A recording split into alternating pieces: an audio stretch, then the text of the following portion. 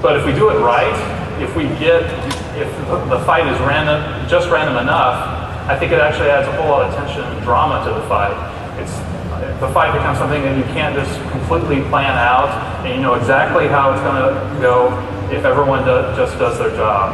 But if we go too far, it's really bad, and it feels unfair to you all, and that's why, for Mother Sharaz and Arkamon in the next patch, we're actually tuning down some of those random elements.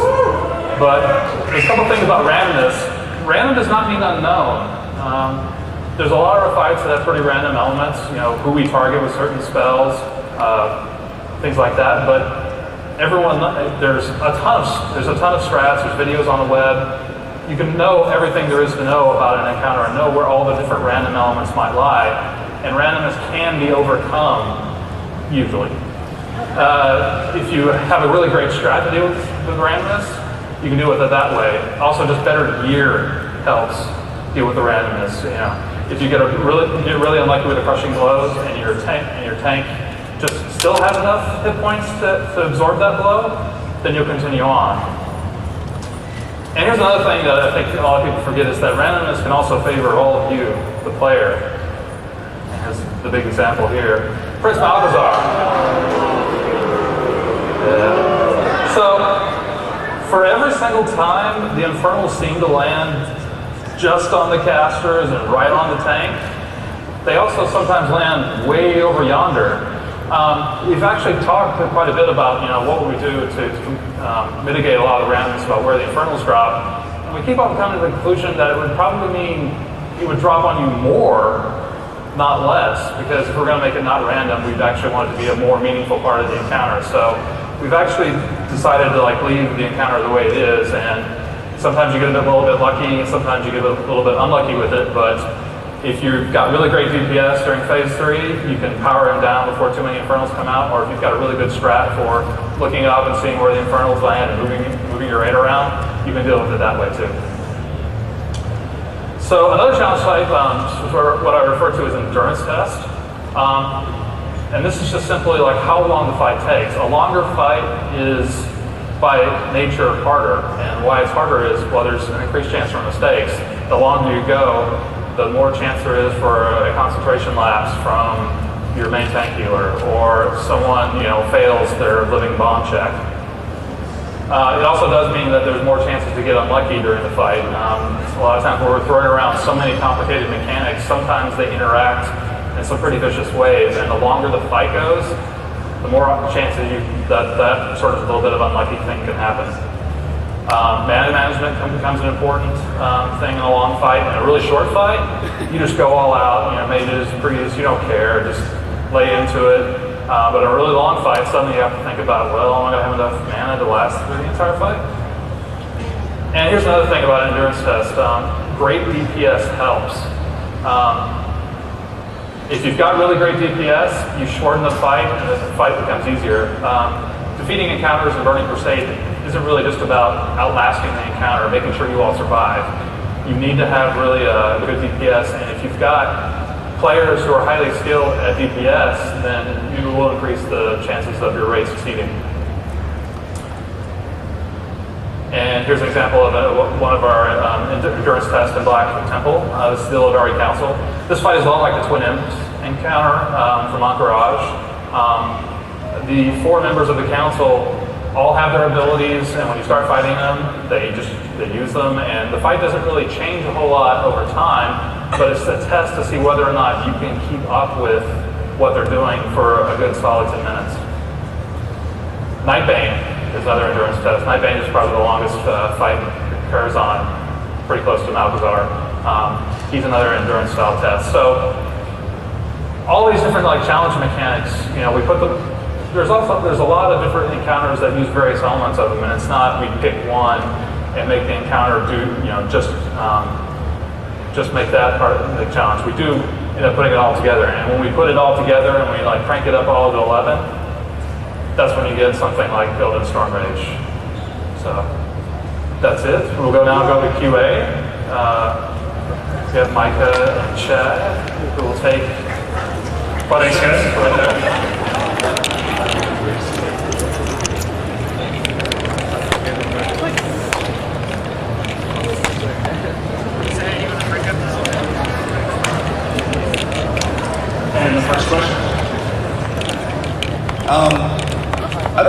leader and a raid leader on my server since the game came out, and I've got a real problem with my healers all wanting to respec DPS now that you've given everyone these great options like the Shadow Priest has. You've solved the tanking problem with your Death Knights there, but how are you going to keep people that want to heal or are willing to heal? Because most of the people that aren't healing right now aren't willing to, and those that are willing to right now are not going to be staying there for the later raids. They're going to want to go Death Knight or something. I got several people that want to be a Retribution Paladin, but they're also my better healers.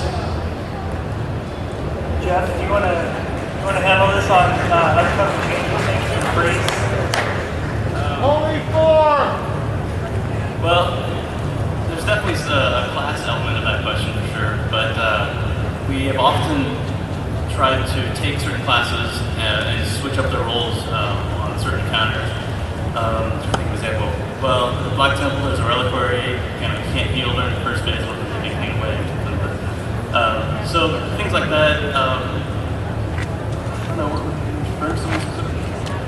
No, just I think one thing that's ongoing with the game is class balance. I mean, if you look back to the start of World of Warcraft, if somebody would have told you back in November of 2004 that, you know, in this bizarre world, Shadow Priest will be awesome in raids and Holy Priest will be awesome in PvP, everybody would have laughed us out of the building at that point.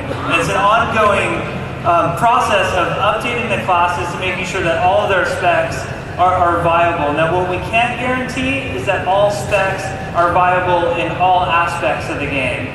So there are some classes, like it's very painful being a protection warrior if you go into the PvP area. So I think it's ongoing, and in some cases we are going to have to make improvements. Examples would be on Holy Priest, or Healing Priest in general. I shouldn't just say Holy, but Holy and Discipline. Get them back into the raid game, and then take a look at what everybody else is doing. I think that we've proven that we can do it. Like the best example that I can give of something that's worked out well is we claimed that we would make the Feral Druid a very viable class someday, and I think we've delivered on that. So we're kind of using that as our model, and we're going to move towards that.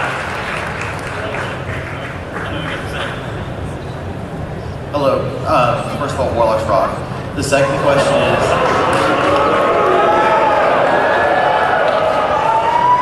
I've been playing WoW for about 2 years, and I've played multiple online games, and it seems that the progression guilds are very hardcore, and if you have a wife, a kid, a job, it's very, very hard, almost impossible to eventually see that in-game content you guys have spent so much time working on.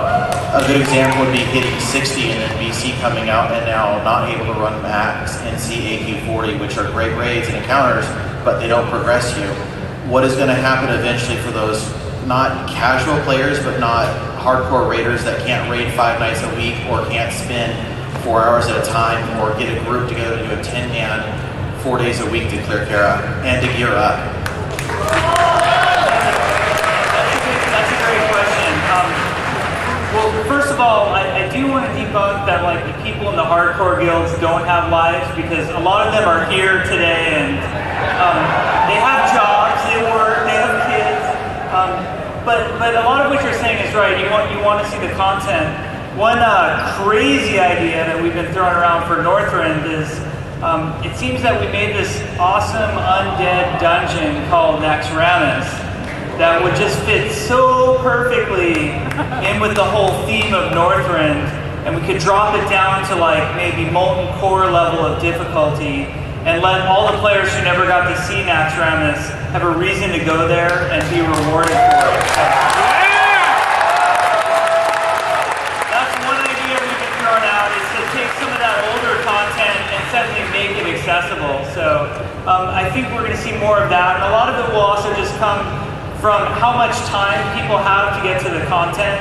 Another good example of something that we've done to sort of open the doors a little bit was getting rid of the attunements in Serpent Shrine and the Eye. We recognized, especially the Eye's attunement, where it was requiring pretty